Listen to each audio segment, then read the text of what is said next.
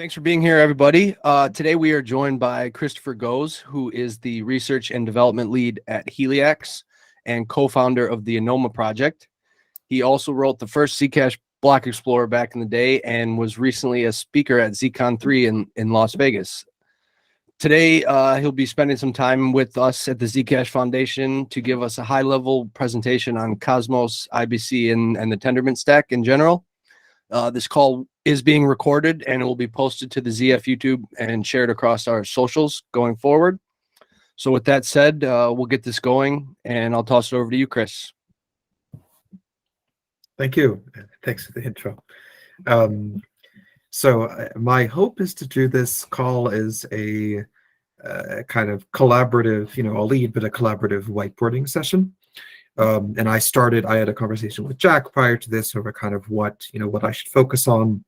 And I've adopted as my goal to kind of see if I can help the Zcash community map out some of the options around proof of stake.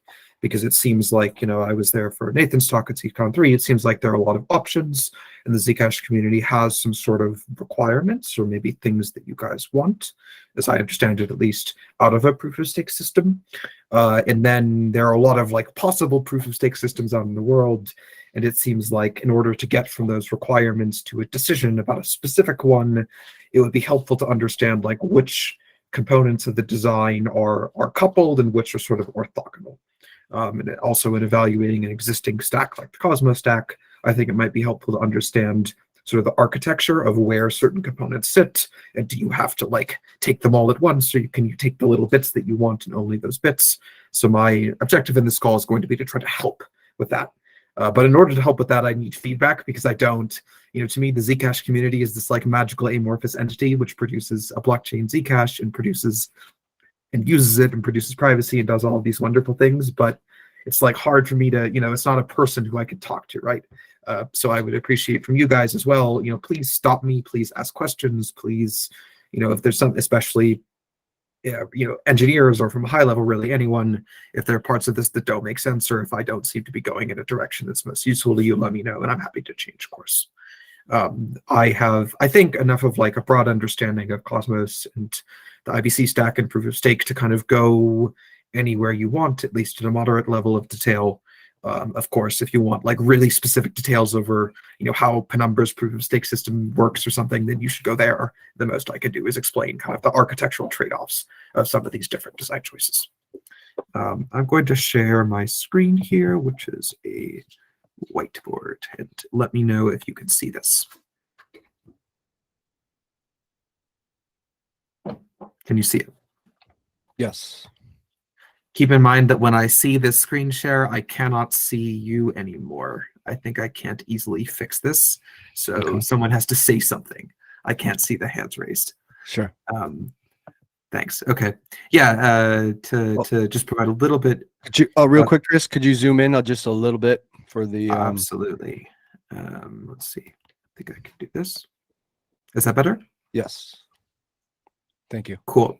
Yeah, so just as a little bit of additional context, I early on, around the time of Zcash launch, I was trying to learn about different blockchains at the time, and Zcash had really interesting cryptography, and I was looking for a way I could contribute, and I don't think there was any block explorer, actually. So just right before Zcash launched, I wrote for fun.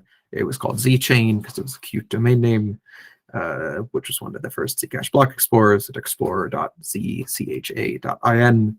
I ran it, paid for the servers for a few months, and then I think I handed it off to some Zcash miner, Flypool, I don't remember actually, to operate for a long term. And as far as I know, they continue to, although they added some annoying ads. I don't know why they did that, but the block explorer design is still mostly unchanged. So if you don't like it, it's still my fault. Okay, that's my original affiliation with Zcash. Since then I worked on the Cosmos project, particularly the IBC protocol. Now I work on Anoma and Namada. Mostly today I'm going to go over the kind of design options that are relevant for Zcash, as I understand what Zcash is looking for in proof of stake. I think it might make sense to start. So this is what I discussed with Jack. I think it might make sense to start with a high-level overview of what the Cosmos stack is and what it consists of, because even if you don't want to use the particular components of the Cosmos stack for Zcash, or even if you only want to use some of them in a potential proof of stake upgrade. The Cosmos stack at least does many things that a proof of stake chain must do. So Zcash will need to do them somehow. So even if you don't want these specific components, I think it's architecturally a helpful way to think about things. So I want to like diagram out the stack. After I do that, I want to go through some of the implications. I understand the Zcash community has a lot of requirements or maybe considerations in considering proof of stake. Jack sort of listed three, which are here, and I'll try and go through, as I understand them, what these different design options would entail for those maybe requirements or preferences that the Zcash community might have. And then I wanted to, at the end, just give kind of like a layout of, Cosmos. Even Cosmos proof of stake is not one thing, it's many things. There's several different options within that broad umbrella, and I wanted to kind of explain what they are and how they relate to each other, and which ones are kind of the same and which ones are like fundamentally different in ways that might matter for Zcash's considerations. Does that all sound good? Perfect. Okay, please interrupt with questions. Okay, so let's start with number one, high-level overview. Just tell me anytime if I need to zoom in more. Okay, so Zcash, as far as I understand, architecturally is still kind of in the Bitcoin world. And in the Bitcoin world, everything is sort of architecturally intermingled. There's consensus, there are transaction validation rules, or what you might call a state machine, there are peer-to-peer network rules, and they're all like melded. At least in the Bitcoin database. When I read it, they were. Perhaps, I don't know all of the details of how I guess Zebra and the ECC Zcash client implementation are architected, but if they're still similar to Bitcoin in this aspect, then there's kind of a melding of these, all of these functions. And I suspect that Bitcoin did it originally because Bitcoin's consensus is pretty simple, and Bitcoin's transaction validation rules are pretty simple, and Bitcoin's peer-to-peer rules are pretty simple, and many of them, it's just like it's straightforward to implement it that way. Bitcoin wasn't aiming to be abstract; it was aiming to do one thing, and that made sense. But in a sort of more, in a world which is more complex, and especially in a world like the Cosmos world, which aims to be modular, it makes sense to split these apart. So in the Cosmos world, and also to some extent in like Polkadot is also pretty similar in this aspect, even. In some ways, Ethereum is moving in this direction. In the Cosmos world, there are separate components which have sort of specific interfaces. And there are like large groups and then sort of small groups. And the large separation is between consensus and a state machine. So, for example, if you heard the name Tendermint, Tendermint is a consensus algorithm. And consensus means that Tendermint is responsible for coming to agreement on an ordering of blocks. That's it. So you could have Tendermint as a BFT consensus algorithm, which means that you need to choose a particular set of validators to operate it for any particular block, and they need to have public keys, and a 2/3 quorum of those validators is sufficient to produce a block. But you could also have, Bitcoin has what could be termed Nakamoto consensus. And in Nakamoto consensus, the canonical chain, or the ordering of blocks, is just chosen based on which chain has the most cumulative work. So you can, the separation is not dependent on BFT or proof of stake. This is just a separation into the constituent components of kind of a distributed database system, like blockchain. So Tendermint, as a consensus system, is responsible only for agreeing on orderings of blocks. It is not responsible for the semantics of transactions. So there's kind of like two Tendermint in this kind of architecture. Transactions are opaque data blobs. The application state machine determines what they mean, or so to speak. Tendermint just says, like, I can take maximum 2 megabytes of transactions in a block or whatever, here, send your bytes here, and the state machine is responsible for determining how they actually get applied to the state. So state machine interprets transactions. In between those two, in the Cosmos world, there's an interface known as ABCI. ABCI stands for the Application Blockchain Interface, I think. And IBCI is responsible for communications between Tendermint and the state machine. So this arrow is basically unidirectional because Tendermint is the driver in the way the Cosmos stack works. So Tendermint makes calls to the state machine. Tendermint accepts transactions over the peer-to-peer system. It sends those transactions to the state machine. The state machine executes them and is responsible at the end of each block for giving Tendermint an updated state root, which is like the root hash of the Merkle tree of each block. And Tendermint then can broadcast this so that everyone can see the validators read on it. So this separation, it's important to, I guess, note that this separation says nothing about what consensus can be or what the state machine does. So the separation holds for it's like based on the architecture of distributed systems, if you will. So the separation holds for private blockchain, like using cryptography blockchains like Zcash, for transparent blockchains. We can agree that they are bad, but they can still use the same separation, if that makes sense. And this separation is important to understand in thinking about how to use the Cosmos stack, because it affects which choices are coupled. So Cosmos, for example, offers Tendermint as a consensus algorithm. And Tendermint is a pretty unified thing. It's not easily split apart. So if the Zcash community wanted to adopt Tendermint as a consensus algorithm, you kind of need to take the whole thing. I mean, if you're willing to spend a lot of time and a lot of Go engineering effort, of course, you can modify it, but it's not designed to be modular as it is. So if you take Tendermint, you take Tendermint peer-to-peer and Tendermint consensus, but that does not in any way restrict the state machine. Yeah, and I guess the other part I want to get to number 2 and the implications here, but the other part here I want to explain is IBC. IBC, so in the sort of Cosmos lexicon, maybe just to help map, consensus is Tendermint. The state machine Cosmos offers something called the Cosmos SDK to write state machines in, and then the Cosmos sort of stack also offers a protocol called IBC, which is designed for interoperability between blockchains with well-defined client algorithms. I think that's the best way to put it. So IBC is not specific to Tendermint. This is important to note, at least architecturally. IBC is supported at the moment. It's supported by Tendermint very well. It's supported to some degree by Polkadot's relay chain consensus algorithm, which I think is called Babe. There is a Solidity implementation that works. It's just kind of slow. So some people are working on some Serenol rollup based Ethereum IBC adapters instead. And there are many separate bridges, that talk to IBC compatible blockchains, but are not IBC themselves. So IBC is a protocol, which means that it's not a specific software implementation. There are 2 implementations of IBC that are kind of considered production ready. One of them is in Go, the other one is in Rust. Both of those are developed by kind of people in the Cosmos ecosystem.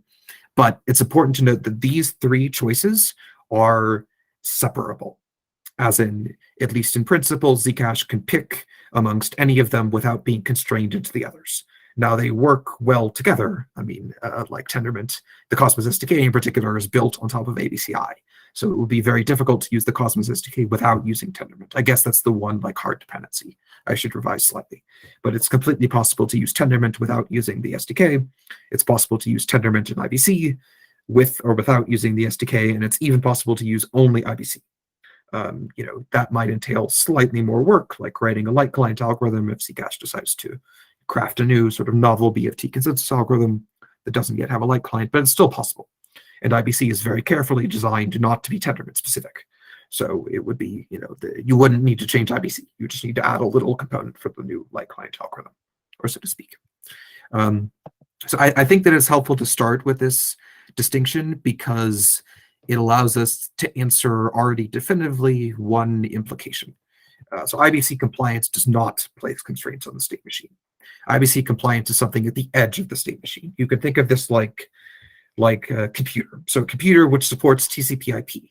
Supporting TCP/IP places constraints on the edge, or so to speak, of the computer. Like it means that you need to have a network card which speaks TCP/IP, or you need to have a software implementation which implements the TCP/IP protocol stack.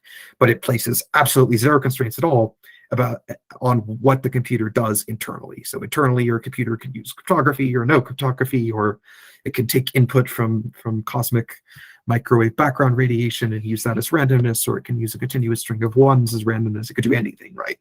TCP/IP is only constrained on the edge of the system. It's not a constraint on any of the other interior operations. So in this analogy, Zcash is like a computer distributed replicated state machine.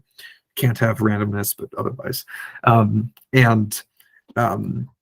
IBC compliance does not place constraints on what the Zcash state machine could do at all. It's, of course, the Zcash state machine implements private transactions using zero-knowledge proofs, and many IBC compatible blockchains don't support any form of privacy at all. So they will not, IBC itself is kind of not opinionated as to whether the transactions or cross-chain messages flowing over it are private or not. That has to do with what those messages contain. So other chains won't magically become like Zcash just by virtue of Zcash supporting IBC, but Zcash itself is not constrained by it. The same applies, at least with regards to the specific phrasing of this question, the same applies to Tendermint. So Tendermint would place constraints on Zcash's consensus. So for example, if Zcash adopts Tendermint, Tendermint has limits in the number of validators that can be supported because it has n-squared message complexity. So in practice, Tendermint is limited at the moment to a few hundred validators. So that would be a constraint, perhaps, on Zcash. But Tendermint does not place constraints on the Zcash state machine. So stuff like cryptography, like programmability, like the issuance rules for Zcash, even the rules governing expiry for transactions, everything like this, everything that governs how a transaction is interpreted by the state machine, what the bytes in a transaction mean, or so to speak, all of those choices are orthogonal to both IBC and Tendermint. And even in a slightly more general sense, even if you were to consider a different consensus algorithm, they would also be orthogonal to that. So I hope that's maybe a helpful clarification on some of the choices here. Yeah, there's another distinction that's really worth noting is Cosmos is used as kind of a term to refer to a very broad collection of things. And in fact, those things are distinct choices that are available to Zcash. So Cosmos, can refer to a community, which is great, and I hope Zcash talks to that community.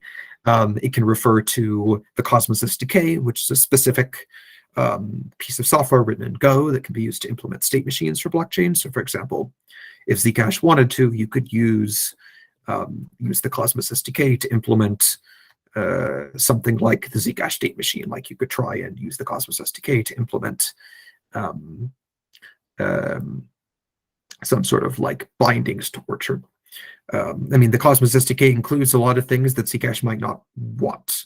Like it's kind of it's a framework, and that it includes different modules. And one of those modules is proof of stakes. There's a specific proof of stake system that's available in the Cosmos SDK as an implementation. There's also a governance module which uses coin holder governance, coin holder based voting. And I gather that this is something maybe that Zcash doesn't want, or at least that there's not a precedent for in existing implementations.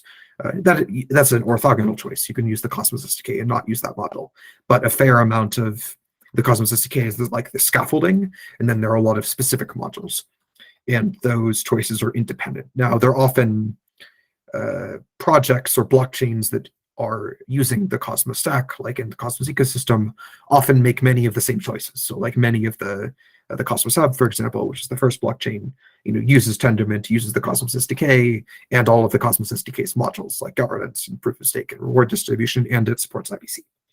And many blockchains in the Cosmos ecosystem do the same thing, and then they add their own specific application thing. Like Evmos does all of that, and then it adds an EVM module. Or Osmosis does all of that, basically, and then it adds their DEX module, right? So that's a common route. However, it's not clear. I don't want to be super speculative here, but it's not clear to me that it's the route that would make most sense for Zcash, based on what kind of I understand of Zcash's preferences, in particular because it entails the Cosmos SDK has this whole transparent account system, and it's not clear to me that Zcash needs this because it's designed to provide coin functionality for transparent transfers. to blockchains that don't have any kind of transfer functionality at all. And Zcash's state machine, as it exists, already has both shielded and transparent transfer functionality. So, it's not clear to me, like, unless you want a second implementation of that, it's not clear to me that that would add too much. Similarly, it seems like Zcash probably doesn't need the governance module. Another consideration that might come into play is that, as I understand Zcash, most of Zcash's cryptography is implemented in Rust, and the ZF's client is implemented in Rust, and the Cosmos SDK is implemented in Go. And that is possible to bind, but it is like tricky. And so far, I've heard a lot of people saying that it's like easy in theory, and then I've seen absolutely zero people actually launching production systems which do it in practice. And that combination of data points makes me very suspicious. I haven't tried, but yeah, just like 2 cents. Yes. So, but for example, it would be possible for Zcash to use Tendermint and try and like bind Tendermint to the existing Zcash state machine, which is written in Rust. Now, this does mean that then Zcash would need to implement proof of stake. So then you could maybe, port from the Cosmos code, but you wouldn't be able to use the proof of stake module, which is in the Cosmos SDK, unless you use the Cosmos SDK itself. But that, compared to like the complexity of the entire Cosmos SDK or something, implementing only proof of stake is maybe not, not necessarily that difficult. Although I don't know, of course, your engineering capacity exactly or whatever. But you could easily, like, there are IBC modules written in Rust, so you could use Tendermint, the Rust implementation of IBC, which is compatible with Tendermint, the existing Zcash Rust state machine, and then maybe like, as far as I know, there are 2 implementations of serious proof of stake systems in Rust in the wild. There's the implementation that's part of Namada, which is a project that I work on. I can describe that implementation in detail if you're interested. And there's the implementation in Penumbra, the project Henry DeValence works on. Those implementations, it's worth noting, are both doing the thing which I just proposed for Zcash, as in they're both using Tendermint and IBC, but not the Cosmos SDK. I can't speak as to Henry's choices specifically. Our choices were based on the fact that we wanted to work in Rust, and that the Cosmos SDK is a large software dependency to add to your project. As in, if you don't want all of the things that it does, it's like more code surface area than you potentially need. So yeah, maybe some considerations there. Okay, yeah, I should stop here for questions actually on this sort of conceptual separation. Yes, please. Go ahead, Alfredo. Yeah, thank you for explaining that. So you separated the Cosmos war in 3 main areas. In Tendermint, you said, like, for example, where is the peer-to-peer in that? Is in Tendermint side? Right. Good question. In the Cosmos stack, Tendermint does the peer-to-peer stuff. So Tendermint is responsible for gossiping transactions, and Tendermint or validators pick which transactions to include in a block. Those transactions were then sent to the state machine to be executed. So also Tendermint does some of the consensus rules that are more abstract, like the block size, or the number of transactions, stuff like that. And for example, we in Zcash right now, for example, only accept transactions which are of a specific version that's in the top of the transaction. We look for transaction to be B4 or B5. Will that be in the state machine or in Tendermint in this? That would be in the state machine. So Tendermint implements the validity rules, which are related to opaque transactions, like transactions as data blobs of bytes that have a length. And that's all the Tendermint implements. All of the rules related to interpreting the contents of transactions, like decoding them via some kind of deserialization, and interpreting things like a version field or a expiry time or replay protection, those are the responsibility of the state machine. So let me ask you the last one. What IBC is? What IBC is? Yes. Right. Like, can you put me an example of something Zcash do that will fit in the IBC category, or something Bitcoin do? Or right. Also, good question. I'm not sure that anything Bitcoin or Zcash does fits in the IBC category.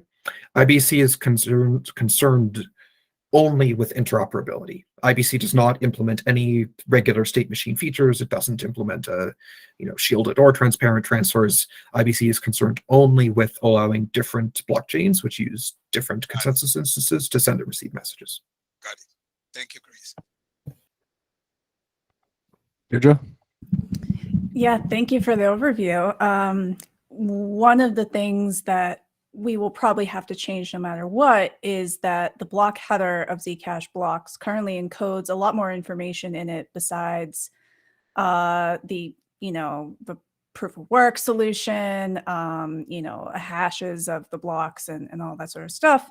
It includes, if you go back in the archaeology of Zcash, it has included commitments to several different kinds of things that are also in the data of the block, including like commitments to the current state of the node commitment tree of blah, blah, blah, blah, blah, blah. Do you see any problems with updating Zcash block headers to a proof of stake world when we have other stuff in there besides kind of classic, instead of proof of work solution, you have a quote proof of stake solution, or maybe nothing like that at all? Right. Do I understand correctly that these values are primarily like additional computations performed by the miners because they're convenient or something like this? Yes, they are things that have to be checked with by all the consensus validating nodes to make sure that when you're getting gossiped a new block, that everything that you're computing in all of the transactions contained in that block and the prior best chain that you are looking at comports with the commitment or whatever it is that is in that field in the block header. Right. In principle, no, that seems fine. Cool. With Tendermint specifically, you'll want to take a look at the ABCI API. And in particular, I mean, Tendermint does have its own block header type. So at the moment with ABCI 1, the easiest way to kind of adapt these would be to have there be like one mandatory first transaction that always has to be in each block, which encodes the extra information or something. Or that, or if it's sufficient, you could also make the proposer compute something at the end of the block and then commit to it in the block header. That you can do without any interface modifications already. That's great. Awesome. Thank you. The other note I would add is that Tendermint, I'm not part of the Tendermint development team, so I don't want to make commitments on their behalf, but I think the Tendermint development team expects to ship ABCI 2 pretty soon, like in the next quarter or two, so probably amenable to Zcash's schedule. And ABCI 2 adds many additional configuration points for applications to directly control and check the contents of block proposals, as in you can deal with the block as a whole more than, in addition to individual transactions. That's great. Were you to want custom header fields or stuff like this, that's easy to implement. I think that would work well with the current way we validate. At least in the Zebra way, we split up as much work as we can between a chain, a block, its transactions, the pieces of its transactions, and being able to kind of like parallelize as much as possible. And then at the final step, we check this block that we see versus our view of state, of the whole chain state. And then we say yes, no, and then we can plug that into the API and say yes, no, or throw it in the bin. Right. I think you can look already at the interface definitions for ABCI 2, and I believe there's a great presentation by Dave on YouTube somewhere. I can find a link after. I don't have it offhand, but yeah. Cool. Okay. Next, any other questions? Nope. I think we're good to move on. Okay. Next, I wanted to start tackling the first of these implications here and try and the first question here is, can individual users participate in consensus, or do they have to delegate to large validators? Here, I want to separate out the constraints of BFT consensus and of proof of stake. These are different things, and they apply different constraints. And Zcash can choose between them independently. So in navigating the constraints, it's important to understand which come from BFT consensus and which come from proof of stake. Cool. So I'm going to start with BFT consensus because it's kind of the root reason for all of these constraints, as will become clear. So BFT consensus, Tendermint, for example, is a BFT consensus algorithm. BFT consensus, I'll spare you the history. There's a great old paper by Leslie Lamport involving weird analogies. BFT consensus basically means that there are a bunch of public keys voting on blocks. And BFT consensus achieves, for a formal definition of consensus, which includes finality, safety, and liveness, BFT consensus achieves the theoretically best possible result, which is that you have safety and liveness under an assumption that less than a third of the actors by vote weights. And note here the distinction between vote weights and stake. So BFT consensus deals in vote weights, which is like a number that's assigned to a public key. And you can think of there as being maybe there are 100 different public keys that vote in consensus, and each of them is assigned a number from 1 to 5. And if you add, let's say the total is 250, then you need 2/3 of 250. Now I reveal that I can't do math. I don't know, 180 or something to commit a block, right? So how those numbers get assigned to the voters that's the proof of stake is the how in this relation. But BFT consensus only deals with public keys which have voting weights. And yeah, as a brief summary, basically what happens is that Tendermint is a two-phase algorithm. So proposer makes a proposal. They send that proposal up around to a bunch of other validators. They get what's called a pre-vote on it, and then they do another round called the pre-commit, which references the pre-vote. And the reason for 2 rounds is kind of technical, has to do with both maintaining both safety and liveness under the possibility of Byzantine adversaries. And there I will sort of refer you to the Tendermint paper. But it's important to note this is not a Tendermint specific restriction. So BFT consensus algorithms are all going to be subject to this less than 1/3 Byzantine constraint, because that's sort of theoretical. A good way to think about it is that if you have a pie and you divide it into two-thirds, or so to speak, then there's going to be a 1/3 overlap. And if you had more than a third Byzantine, then there would always be the more than 1/3 Byzantine could always agree with one half that the block was A and with the other half that the block was B. And then you would have a safety violation because you would finalize 2 different blocks. So that's the reason for the theoretical bound. Yeah, I would dive into that with more diagrams, but I don't think it's that relevant to the Zcash specific question, so I'm just going to move on.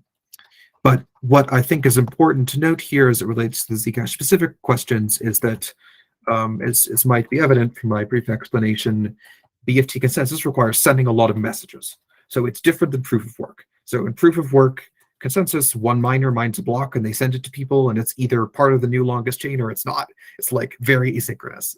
From that perspective, it's great and simple and has easy to understand. There could be as many miners as you want, and the number of miners doesn't, eventually you end up with, I don't know, Bitcoin has some fancy systems out for block propagation, but the peer-to-peer, understanding the peer-to-peer system is relatively simple. And you don't have, as long as you have enough connections across a sparse network, broadcasting blocks is fine, and the number of miners has nothing to do with the peer-to-peer network complexity. In BFT consensus, this is different because everyone who is part of consensus has to vote on each block. So in proof of work, one miner makes each block, and most of the miners do nothing, right? Maybe they help gossip stuff because they're nice. But in BFT consensus, every validator must vote on each block. This means that you have, in general, you have something like n² message complexity, which is what Tendermint has. Think of this as each validator sends a message to each other validator. That's how you get n². There, more, it could be some constant times n², but that's the basic reason. The only way to improve this is to use a leader and send the messages to them. So this is a distributed systems restriction, or a distributed systems constraint, and it doesn't. The constant factor can be changed by different protocols like Tendermint versus Hot Stuff or whatever, but the only way to make the asymptotic complexity better is to use a leader to whom you send messages, and you still have to fall back to a worst case n² protocol because the leader might be offline. So this is a hard constraint. And if Zcash wants to use a BFT consensus, the theoreticians at least have made your problem simpler. There is nothing you can do that will get around this. You can make the constant factor better, but you can never get rid of the asymptotic worst case. And this is the constraint that limits the number of validators. So, if we go back in history, we ended up with all these like proof of stake systems. Why did we end up with these complex proof of stake systems? Well, it's because not everyone could be a validator. And the reason not everyone could be a validator is because of this n-squared message complexity. So it all comes back to this. Now, it's worth noting that that's like the theoretical or asymptotic bound, but the constant factors can be widely different. So Tendermint's peer-to-peer system as it stands is like not very theoretically optimal. It's kind of dumb.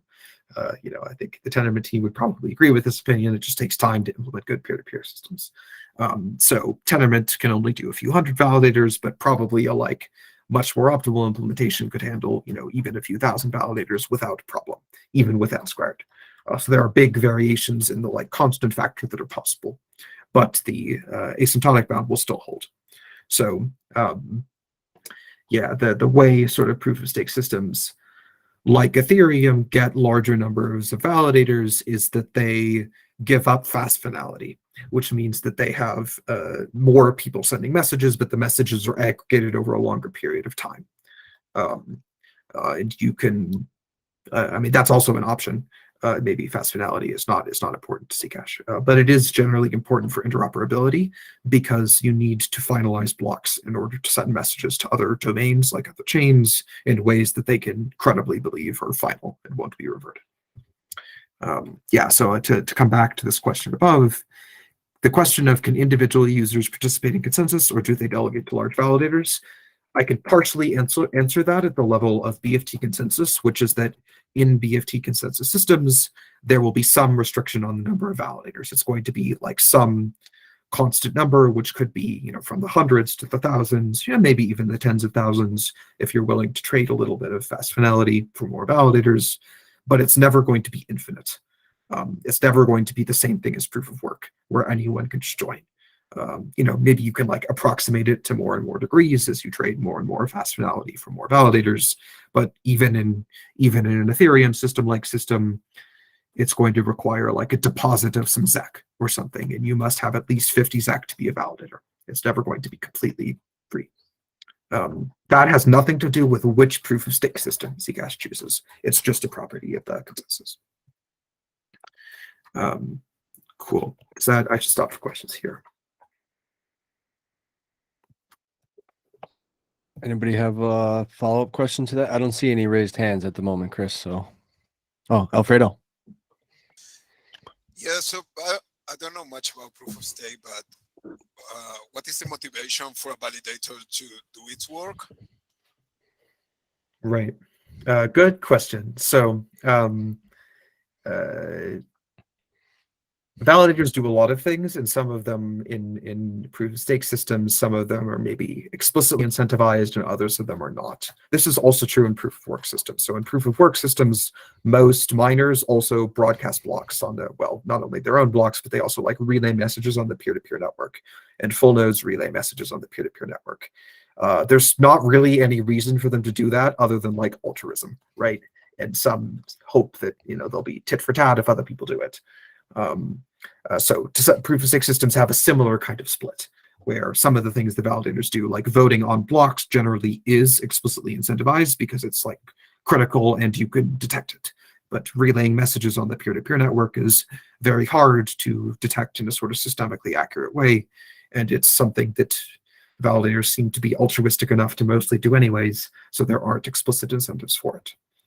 So usually in proof of stake systems, there are incentives for validators to produce blocks and to sign blocks. In proof of work systems, there's an incentive for miners to produce blocks, and no one else needs to sign them. In proof of stake systems, the proposer needs to produce a block, and other validators need to sign it. And in general, there are incentives for both of those things.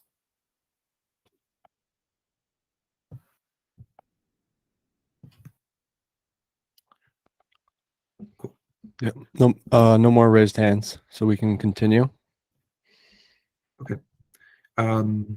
So I wanted to address this kind of second part of this question, which is delegation. Delegation in proof of stake. So delegation is basically an attempt to kind of band-aid the problem of we can't have infinite validators. So not everyone could be a validator. That sucks. We want this protocol to be permissionless. We want people to be able to join. We don't want 100 validators or even fewer, or sometimes to have total control over the network. That seems bad. Also, a lot of people have the assets, and we want them to be able to participate in the rewards of proof of stake. That's often also a reason. This is why delegation was invented, as far as I understand the historical record. So delegation is kind of like we can't have as many validators as we want because of this message complexity. So this is sort of our attempt to do the next best thing from a kind of decentralization and an equitability of rewards perspective. Delegation in proof of stake, generally for all proof of stake systems that I know of, it works basically the same way. It is at a super high level, which is that a delegator, which is someone who holds the proof of stake token, quote, lends some tokens to a validator. And those tokens, contribute to the validator's voting power and rewards, and the validator is back some rewards to the delegator. Basically, all proof of stake systems have these three components. So the delegator has some tokens. In general, they lock them up, or they kind of lend them to a validator in a way that's like protocol enforced. Of course, you could always just send them to the validator, but that's not the kind of proof of stake system that you need to build a protocol. People could do it anyways. Those tokens contribute to the validator's voting power, but the validator does not. Like, they don't have the ability to send them, right, in these sort of protocol-based proof of stake systems. And they contribute to the validator's rewards, and then the validator pays back some rewards to the delegator. And different proof of stake systems vary in like which of these components are sort of fixed in the protocol and which of them are flexible. For example, Cosmos fixes all of them, or the Cosmos SDK proof of stake system fixes all of them. So delegators, the tokens are lent to the validator in a way which is controlled by the protocol. The rewards are distributed by the protocol, and the validator can't not give the delegator their rewards. The protocol enforces the distribution of rewards. Tezos' proof of stake system, by contrast, does not enforce reward distribution. So the validator gets the kind of benefits, and it's up to the validators, sort of instead of like market mechanism, to see how the validators choose to compensate their delegators for the tokens which they were lent. And different validators do different things, as far at least the last time I checked on that system. So I don't know to what extent this specific distinction is important for Zcash, but just kind of this is a general characterization of the features of delegation and proof of stake systems, and how they work. So maybe, this question was, can individual users participate in consensus, or do they have to delegate to large validators? Well, delegation is it's a kind of answer to that question. Users do have to delegate. Not everyone could be a validator. Users don't have to delegate specifically to large validators. They can delegate to whomever they want, and they can change their delegation if they don't like the validator. They're almost always revocable. So there is it's kind of like a layer of representative election, if you want to think of it that way. Delegators pick the validators. The validators get the actual voting weight and consensus, but delegators can decide that they don't like their validator, and they could change. So there is some feedback there, which might lead validators to do good things for the delegators, one hopes. Does that make sense? Yeah. Thank you. Cool. But it's important that, just to reiterate one more time, the distinction of whether or not individual users can participate in consensus is not a distinction that has to do with the specific proof of stake algorithm. It's a distinction that has to do only with the constraints of BFT systems. So if you adopt a BFT system for Zcash, then there will need to be some restriction on the number of validators, and some users will be unable to be validators, at least as far as the theoretical bounds go, those are kind of hard constraints. Okay.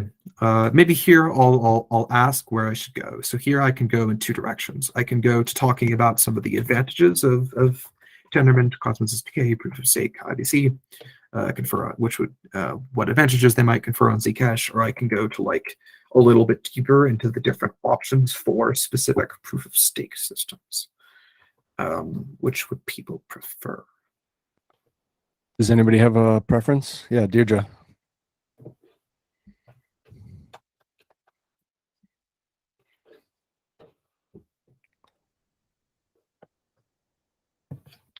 Deirdre, you got your hand raised. Is there a preference on? I was muted. I'm sorry. Oh, sorry.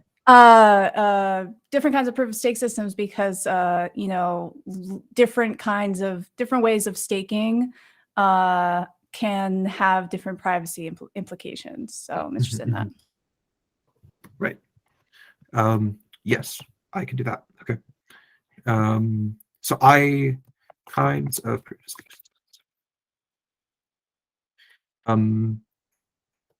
Right.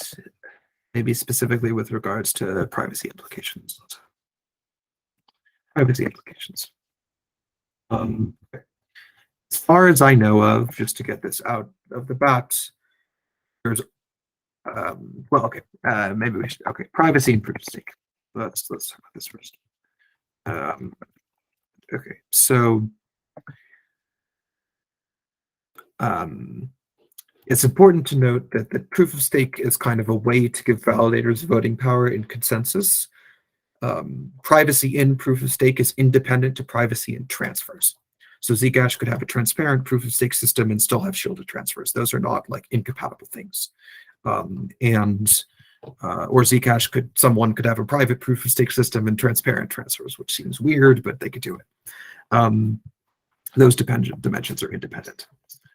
Is independent of privacy in transfers. Also, the validators have to be public, at least the public keys.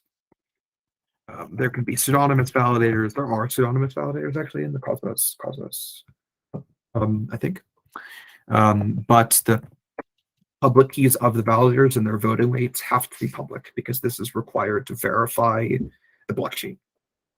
So those can't be, I mean, you could do like, you could have the Genesis be public and do some kind of FHE thing where you proved every time that it was more than 2/3. I guess that's possible. So I should qualify a little bit, but it's like way out of the scope of what's possible soon.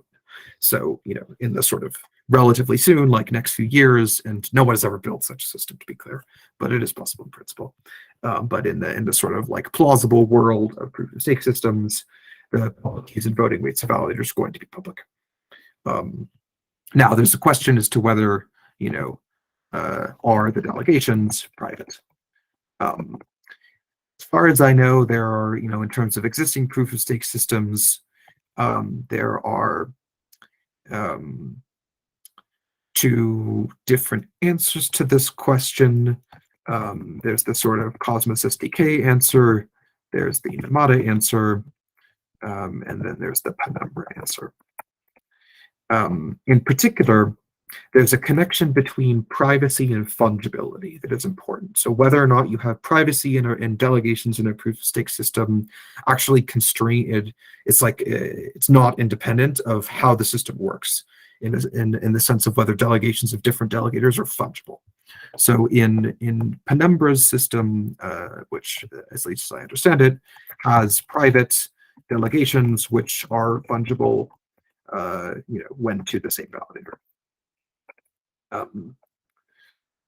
And in the Cosmos SDK has public delegations, which are fungible, and Namada has public delegations which are not fungible. And the reason here I can, you know, I think Penumbra's system is pretty well described in their protocol spec. It's more similar to the Cosmos SDK system than Namada system. The reason in Namada system the delegations are not fungible is that it allows you to perform more precise accounting for slashing. So in particular, delegations, you know, in some very like security-wise sense aren't fungible because they were made at different times. Fungible here means modulo amount generally, but because they were made at different times and infractions happen at different times. So Namada, which at least for the moment is interested in very precise tracking of which delegators contributed to which infractions, needs for this to work delegations to be non-fungible. So we actually can't make them, at least not completely private. Penumbra doesn't, it has a sort of slightly a more approximate system of infraction accounting, which may well be fine, but it's just slightly different. And they, in accordance or sort of constrained, in accordance with that, they have private delegations.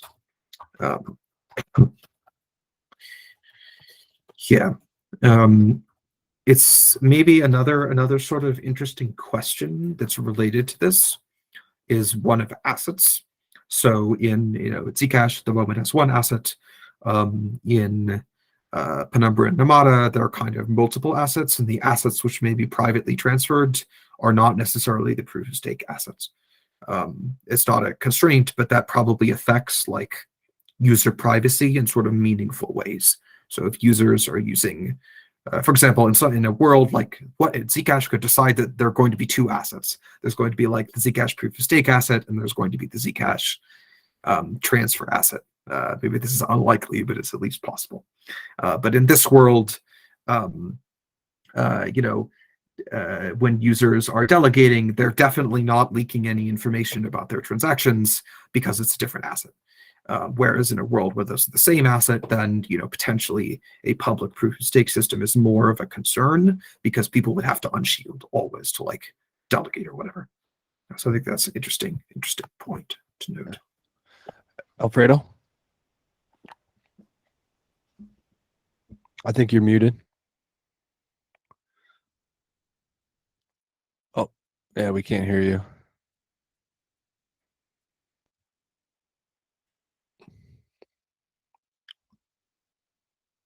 Yeah, I think something happened. Maybe if you want to type your question in the chat, I can relay it. But yeah, okay. Yeah, I think we can continue, Chris, because I'll wait to see if that question comes through. Okay. Did that answer the question on proof of stake privacy, or there are other aspects there that would be helpful to cover? I think that made it clear, at least to me. Alfredo wants to mention that. Yeah, so in Kedit is developing Zcash shielded assets. So maybe if we could, there will be a future, even if it's not a transfer asset, Zach, and a proof of stake asset, we would have these other shielded assets in the protocol. Mm-hmm.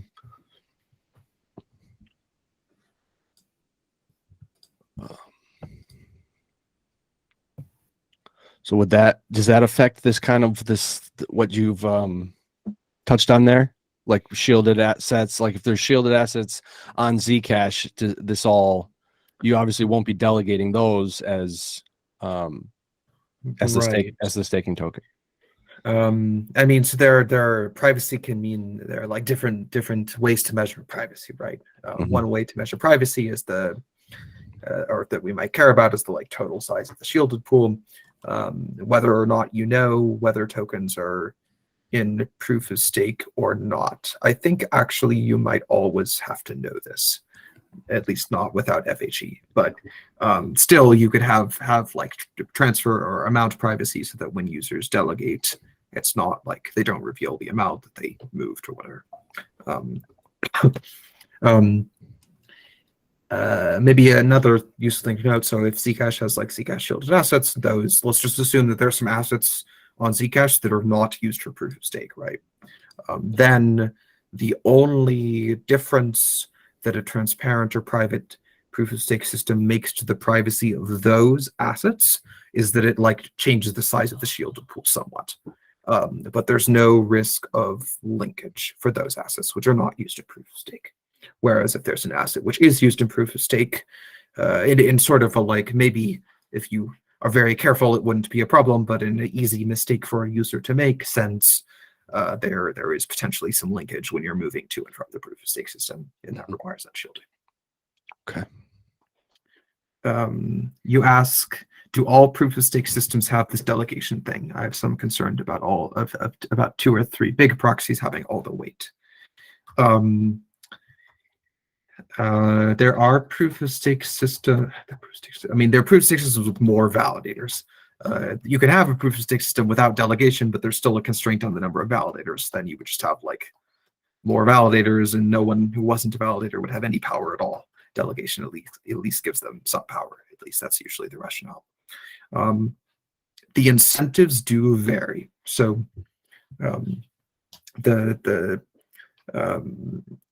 Cosmos system, all of these proof of stake systems also implement slashing, which is a way to punish validators for misbehaving. Namada specifically implements something called cubic slashing, which is a way to punish validators for correlated faults, meaning that if a large validator commits a fault, or if several small validators commit a fault at the same time, but that indicates that they might be controlled by the same party, then they get punished more. So there are ways to create incentives which kind of like discourage validator centralization to some degree. These are it's not like a protocol constraint. You can't, because the validators aren't Sybil resistant, they're just public keys. There's nothing you can do in the protocol to say like no validator can be more than 2%, because then Polychain or whomever will just make like multiple validators. So there are some limits on what you could do without Sybil resistance, but there are at least some incentive tweaks available in proof of stake incentive systems to try and discourage very large validators. Does that answer your question? Yep. Okay.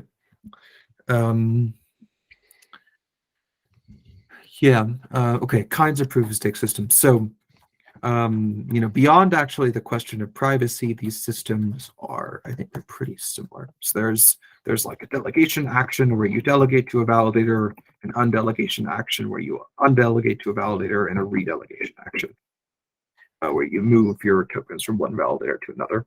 And the reason that there's a special action for redelegation is that generally these systems have a lockup period, such that when you delegate tokens, they are locked. In the Cosmos Hub, it's for about 3 weeks, 21 days. The reason these systems have a lockup period is that in order to make the threat of slashing credible, you need to have a lockup period. So proof of stake systems are subject to they're always subject to what's known as long-range attacks, which means that, I think Vitalik from a long time ago has a good blog post on this, but if there are validators who hold old keys for an old state of the proof of stake system, like a state from 5 months ago or something, but they still have the keys, and then they talk to some client who hasn't read the blockchain in 5 months, they can lie, as in they can double sign a block and they can't be punished by the protocol anymore. So there's kind of a like clients of proof of stake systems need to sync at least as frequently as the unbonding period or lockup period in order to be safe under the incentive system of slashing. I don't want to go into all of the like technical nuance here. Maybe I should refer you to the blog post, but I think that's a relevant point to note, just at a high level. But yeah, so all these systems have delegation, undelegation, redelegation, and usually they have some form of reward distribution. So validators get rewards for proposing blocks and for signing blocks that other validators proposed. And the Cosmos SDK and Namada, at least, and I presume Penumbra does, although I have to admit I don't remember, but implement a reward distribution system that's designed to like automatically pay these out to delegators pro rata with regards to the amounts of their delegations, such that if I delegate 10 tokens to a validator and you delegate 5, and the validator delegates 5 themselves, the validator will get, proportionally 5 units of rewards. You will get 5 and I will get 10. Basically, that's how the systems work. And the reason they're kind of intricate is that they have to do sort of lazy accounting in order to remain efficient in a blockchain context.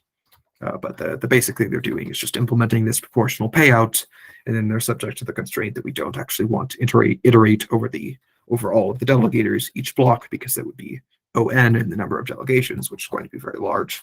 So we need to do some lazy accounting for this. There's a paper on F1 fee distribution which explains this very clearly, and there's a good page of the Namada specs. I can link them if there's a way for me to provide links after this call or something. Yeah, absolutely. And then I can include it in the recording when we post. Right. Yeah. Okay. maybe that,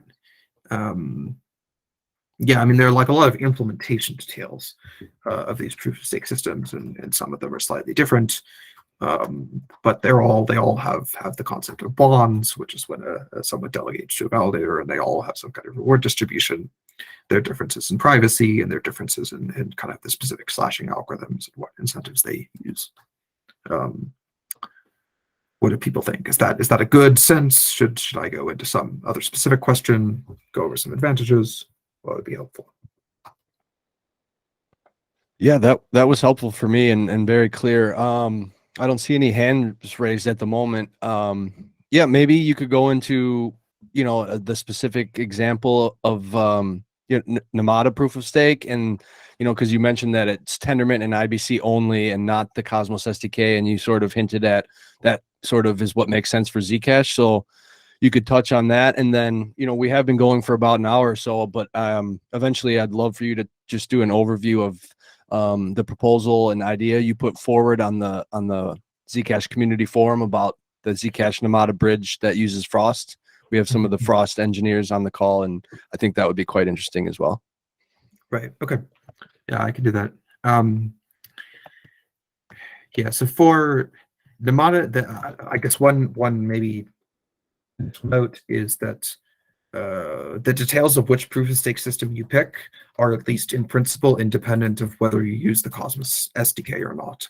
The Cosmos SDK does implement a specific proof of stake system, and if you use the Cosmos SDK, you can use that system. If you don't use the Cosmos SDK, you can't. But if you use the Cosmos SDK, you don't have to use that system. So it is independent. Yeah, question? This is a random possible aside, given that Dan reminded us that we like things, we work on threshold signing things like Frost. We can do communication for the signing in a nicely unencumbered way in terms of how we communicate. But say we wanted to do some sort of distributed key gen on a communications backbone, and it does require a broadcast channel, not just general broadcast, but it needs authentication, and it needs general guarantees of all messages being received, and we can implement that protocol. Is there anything by moving to this ecosystem that might help us in that regard, as opposed to having to implement it all from scratch, which we're kind of doing over in our little corner right now with a toy? Yeah, so Tendermint does implement an authenticated transport. Nice. It's hand rolled. So a lot of this stuff is hand rolled. I mean, right. But they're not like, I don't know of any known bugs. I actually have a specific paper to recommend. So we've tried to do this thing, at least distributed key generation, as part of the Anoma stack in a project called Fairvio, which tries to implement distributed key generation and threshold decryption. And we design our distributed key generation system to work with Tendermint. Nice. So it relies upon a feature of Tendermint called vote extensions, which is in this ABCI2 upgrade, which got sadly delayed. So we've kind of had to pause our implementation. Fairvio is like on GitHub, and it sort of works in a prototype way, but it can't yet be deployed until Tendermint finalizes ABCI2. But we were doing, I think, most of what you mentioned in terms of needing an authenticated transport and sending around stuff during a DKG. What is the best query to find that paper? I will in some way link it afterwards, but the name is Fairvio, Ferveo, and the paper is on ICR. Got it. Thank you. Yeah, I mean, I will caveat this with, like, if what you want is an efficient DKG, the Tendermint peer-to-peer layer is like not really going to get you there. It's going to get you to a working one, and maybe the validator constraint is more of a constraint anyways, so it doesn't matter so much. But it's not the most efficient thing on the planet. But I think architecturally it should work. Also, that inspired me to note one of the ways that people are trying to scale the number of validators in BFT consensus systems, often with proof of stake, is by using threshold signing or signature aggregation. So I think the Ethereum community is pursuing some BLS signature aggregation stuff. It would be great if Tendermint supported this at some future point too.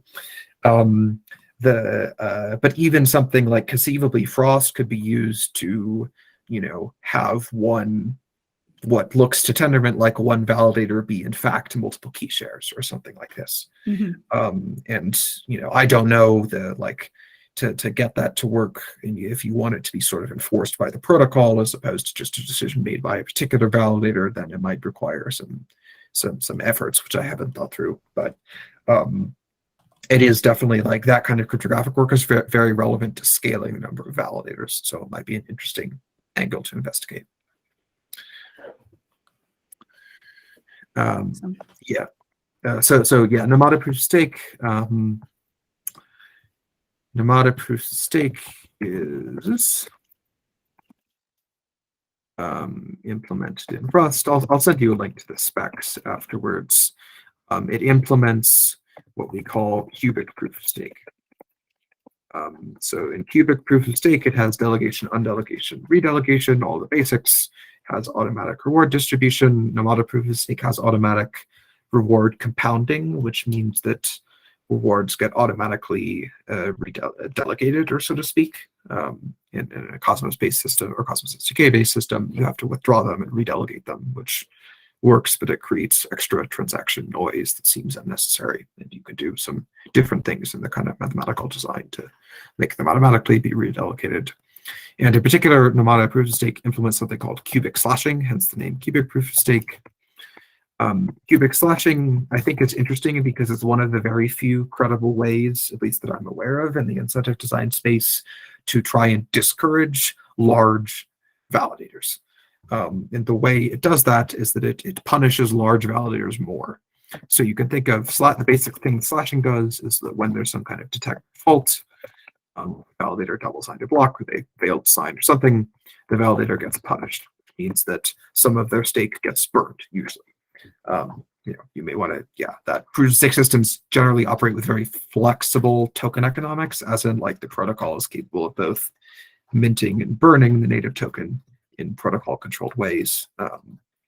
I think in principle, it's possible to adapt all of this to like work with something like the Zcash sustainability fund. For this particular thing, you need the ability to burn tokens. So you should think about like, we could also send them to a community grants fund or something. The incentive should mostly work the same way. Yeah, but when there's a fault, we know in general what % of voting power committed a fault. Slashing is kind of this paradoxical thing, actually, in proof of stake systems, that when you think about it for 10 seconds makes sense, and then when you think about it for like 10 minutes, it's very strange, because it so happens that the only infractions that we can punish in proof of stake systems are only the ones that don't matter. So let me explain what I mean by that. So in a BFT consensus, again, remember that the system is secure and live as long as less than 1/3 of validators by voting power are Byzantine. Also, if less than 1/3 of voting powers by validator are Byzantine, if any validators commit some kind of fault, they double sign a block, or they fail to sign after a while, however you define false, sign an invalid block, then they could be identified because we have their signature, and they can be punished, their stake can be burned. However, if more than 1/3 of validators commit a fault, I mean, we can still identify them. We still have their signature, but those validators, one presumes, would censor the transactions which punish them, or they would censor the evidence which might cause them to be slashed. So it's sort of this paradoxical thing where either the system is not in any kind of risk at all because less than 1/3 have committed an infraction, or more than 1/3 have, and it seems like we couldn't slash them anyway. So what gives? I mean, sometimes I think this paradox is not clearly explained by people building proof of stake systems, and it's like slightly disingenuous. So I think they should explain it better. But I think there still is a reason that you want to do this in proof of stake designs, which is that slashing gives a very good incentive for validators to make their setup secure. So if you're operating in the world where validators are, where we're worried about malicious validators, slashing doesn't necessarily, like, if there's more than 1/3 of validators who are colluding, they're going to do whatever they want. Slashing doesn't really, at least you can identify the fault. That's good. There's some social consensus backup as always. But what slashing does help with is that it gives validators a reason to make sure that it's very hard for like hackers to get into their infrastructure, or very hard for, people to DOS their nose or whatever. And that incentive seems to be useful in practice. Like validators are very careful because they get punished if they do the wrong thing. So that's kind of the at least as I understand it, the theory behind slashing incentives in proof of stake systems. And Namada features cubic slashing, which basically punishes more the more percent of voting power committed a fault within the same time frame, which we hope at least will be a way to discourage very large validators and delegations to very large validators because they're more risky. So to some extent, it's a way to price in the risk to the network of having a centralized stake distribution. But that system has yet to be tested in practice. So it's still kind of experimental. There are not very many options for proof of stake incentive design. This is like the best thing, at least I personally have seen. The reason there aren't very many options is that you don't have civil resistance. Yeah, okay, Namada Zcash bridge. I realize I'm running slightly short on time. Zcash bridge. So this is independent, to be clear, to the question of Zcash proof of stake. Well, if Zcash supports proof of stake and Tendermint, then we don't need this, actually. Right. So that would be great. There's still a separate interesting question. Zcash supports, Tendermint and IBC, then Zcash can connect to any blockchain which supports IBC, including Namada and Penumbra and the Cosmos Hub and many, many, many dozen different blockchains, which would be great, I think. This Namada Zcash bridge proposal, which I'll post a link to afterwards, is a proposal to kind of bridge Zcash in Namada and through Namada, the IBC ecosystem, Cosmos ecosystem, before Zcash supports proof of stake in IBC. And whether or not it makes sense depends entirely on what Zcash's timeline is. So if Zcash plans to switch to proof of stake in 6 months, then there's no point. There's still a separate interesting question of private bridges, which is alluded to a few times in this bridge proposal post, but it is sort of orthogonal of IBC and whether or not Zcash supports it mostly. So I think there's like an interesting long-term research question into how do you make bridges private, but that is not the meat of this proposal. The meat of this proposal is a way for Zcash to be bridged to IBC before it supports proof of stake and Tendermint. And the way this works is it's kind of dumb, but it tries to preserve as much security as possible, which is that Namada validators, so Namada has a bunch of validators, right? And in this bridge proposal, Namada validators run Zcash full nodes. And then Namada validators run a big Frost multisig. And then when someone sends to, say, Zach to Namada validators check the Zach transaction, depositing into the multisig, and print some Zach vouchers, we can call it this. Namada, when Namada goes back, Zach goes back to Zcash from Namada validators sign a multisig transaction using Frost to release. There, validation rules involved in this, but that's the basic. Small correction, Frost is a threshold signature scheme, not to be confused with other multi-signature schemes. They are different, and they are different for reasons, and they make them differently harder to implement for reasons. So just a little correction. Right, sorry. I will try and be careful about my words. I've become lazy in dealing with cryptography as an abstract thing, which has only information theoretic properties. Okay. Namada validators sign a threshold signature transaction using Frost. This is like IBC without IBC, as in it's the same sort of the closest you can get to the same security model as IBC. And the kind of same token transfer and voucher rules as IBC. And the way we get around needing IBC is that Namada validators run Zcash full nodes, but otherwise it's like almost the same thing. And it requires more custom implementation as opposed to using IBC, which is a nice generic reusable protocol. Yeah. So, I mean, I think Zcash should eventually use IBC. This is a temporary solution. And it would be fine, for a while. One question I have, which maybe is this is a good place to ask, is how well does Frost scale? I think that's a Deirdre or Conrado question. Yeah, Conrado, go ahead.